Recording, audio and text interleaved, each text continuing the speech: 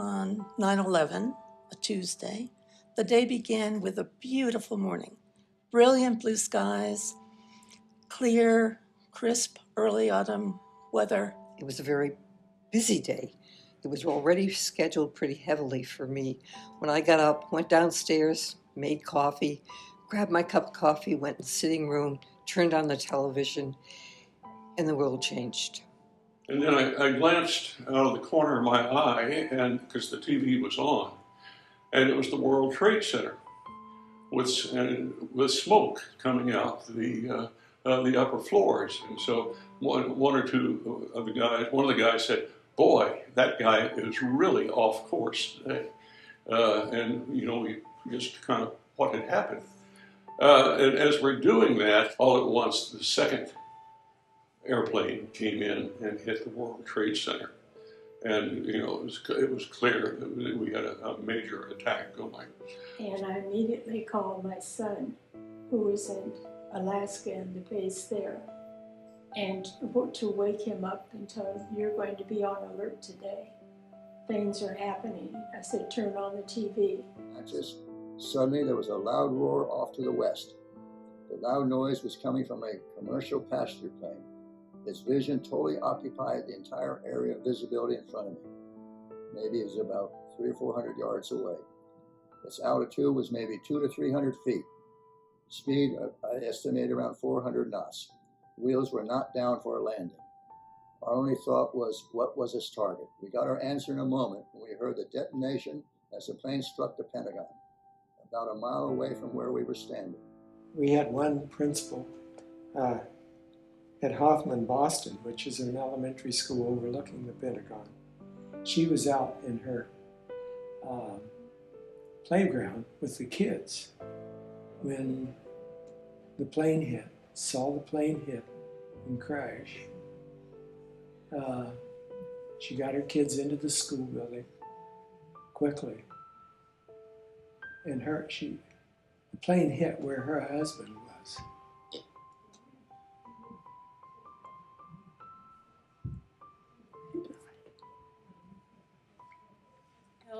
Some of the students started to receive phone calls from their parents who were actually either in the buildings that were hit or in Manhattan. So some of my classmates started crying and screaming, and by this time, those of us who had no idea what was going on, we started to panic. And then kids were being pulled from the classroom because their parents were calling from the office, either to say goodbye or to say stay in place.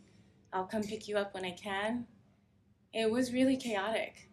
It was, for a 13-year-old, it was really impactful. One of the things that I do recall about the Twin Towers going down, of course you think of the people that you saw dropping from the building, but also there was very vivid in my mind, and I think they played it over and over on the television. There was a girder amidst the rubble that stood up, and it looked very much like a gigantic cross against the sky. It was a marvelous symbol and almost like a memorial in my mind to that. And I thought, I've got to record this. So I ran into the studio, picked up the first sketch pad and a little box of pastels. I just went back up in front of the TV and recorded that split moment when it was imploding and flames were breaking out. And then we heard there had been a plane crash in Pennsylvania, a place we'd never heard of before. And at that point, the most, I don't quite know how to describe it, but the senior who had the most senioritis or something, just he was so full of bravado, just put his head down on his desk and wailed, "Somebody needs to be in charge." And in that moment, they were all children. little children. And it was scary. We didn't know what was going on. There was a lot of confusion. People were all wanting information, and it didn't seem to be there. I had just gotten a new car phone, but it was jammed because so many people were trying to talk to each other. One of my sons, who was living in New York, called me because he was very concerned. Because he and his wife lived in New York, and her office was next to the World Trade Center.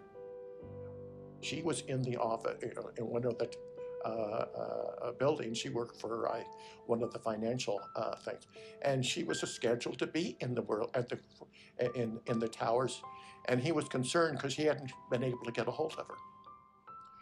Well, it turned out that she watched the towers come down from her building, and she had been delayed going to the meeting by some telephone call and so forth. But so she missed being in the towers by 10 minutes. Did I notice that there was a large stream of people who were coming from the Pentagon and moving along Army-Navy Drive.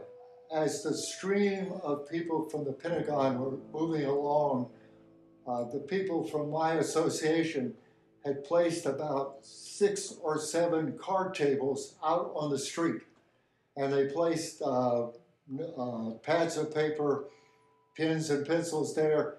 And as the people from the Pentagon came by, they said, write down your name, the name of your home where you would like to have it called, and the phone number. And we will call them and tell them that we see you, you're okay, and you will be fine. My rector was a chaplain, and he was called to minister to the wounded and last rites and that kind of thing for the victims at the Pentagon. And it was obvious to me, at least, that after that, his sermons became much more interesting and much more meaningful. About a month later, John had a board meeting in New York, and we decided to go. If you're used to the geographical area of Manhattan, it's standing right to the east is the East River, to the west is the Hudson. Our pilot took us on the east side, and I happened to be sitting by the window. And as I looked out, it occurred to me that Manhattan was almost like a birthday cake with all the incredibly tall buildings being the candles. And yet in the middle of it, it was as if someone had taken a spoon and scooped out that cake. Everybody was crying. It was unbelievable. And as you can see, it still touches my heart as it touched everybody's in the world. But we are survivors, and we got through it, and together we'll get through it. About 2 years ago, I was doing a Pentagon service. I was doing a service about every 3 months, the Episcopal service there. I was on the rota, on a rotation about every 3 months, but sometimes I would do additional ones. And you do them in the 9/11 chapel. And the 9/11 chapel is built where the plane went down. And there's a big kind of stained glass window behind it, or I guess you'd say it's a stand of some sort that's glass. And so it's very eerie to be doing a service in a room where you know the planes went down, and you see 9/11 everywhere, and you see people, visitors coming by the doors while you're doing the service, peering in, wanting to kind of see and glimpse where the plane went down. As a country that is, prides itself on being so advanced and so number one, that the humble feelings that occurred to know that something so tragic could happen to what is supposed to be the greatest in the world. And so I think it was truly a learning experience. I think the time afterwards, things that we've taken for granted, we now have a better appreciation of. Definitely going to the airport, and the procedures for the airport are always a reminder to me of what happened that day. I think about the heroism of the first responders. And I think about how our daily lives have been changed from a society of relatively free access to one of regulated, screened access. I think about the ugliness of physical barriers around our public buildings, the TSA, the Department of Homeland Security, and the costs associated with them. I wonder if we could ever return to how it was before 9/11.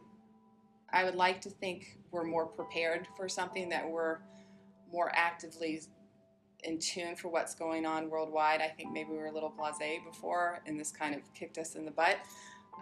I think we'll always unite together and work to make things better. As a Muslim, I know that my religion is a religion of peace, a religion that's build but not destroy, is a religion that's make people feel happy and spread the peace for all the world. As we are here for the victims of 9/11, and we are very sad of what happened, and that's why we want to send our message and teach our children how the real Islam is. So today I pass my message to my children, and I will help her to pass this message to her children in the future, so we can live all of us in a peace, because this is what our religion is about. 9/11 has always been on my mind, and I think now that we're experiencing a different kind of 9/11, but not people attacking us, but people coming in and talking, beginning to open conversation, or at least begin to march and try to unify the different races and things here. Way of bringing America together, and that will be the grounding event for my generation, and for my kids, I think that the grounding event will be COVID, which here at Goodwin House, I know that you've gone to amazing lengths and feats to keep our residents safe, so that will be the event for this generation. These very dirty earrings made with beads by one of the residents, and so a lot of the staff were wearing these things as well at that time. It was an amazing time. We all came together. It'll be something that'll never be far from my memory. I think the country has matured. We realize that we are vulnerable and exposed, and we have to be very careful. And we have to rely on our institutions to respond collectively in an effective way. We have just left Afghanistan after 20 years. And I've watched that with mixed feelings, because we got so many people out and so many people didn't. And we still don't know what to make of that 20 years, and what it meant, and what it will mean, and who we are, and how we think about that. It's time to pause and to decide what we do next, and hope we can do it right.